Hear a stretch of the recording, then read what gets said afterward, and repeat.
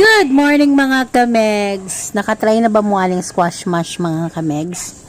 So, muni ang putay nga ginabuhat sa kong mama. So, syempre, I miss my mom na naman. So, nagluto ko ani mga kamegs. So, imo lang ni siyang lapwaan.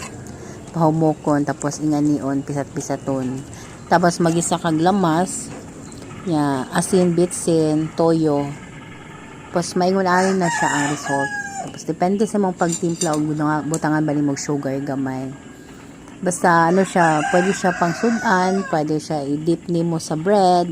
Depende sa mag-iunsaon ni mo siya pagkaon. Basta lamian jud kay kuan eh. So, nakatry na mo, kaway-kaway. Super yummy kaayo ni siya mga kamegs. Thank you for watching. Please like, share, follow, react, and comment sa akong Facebook Reels. And follow pa more. Thank you.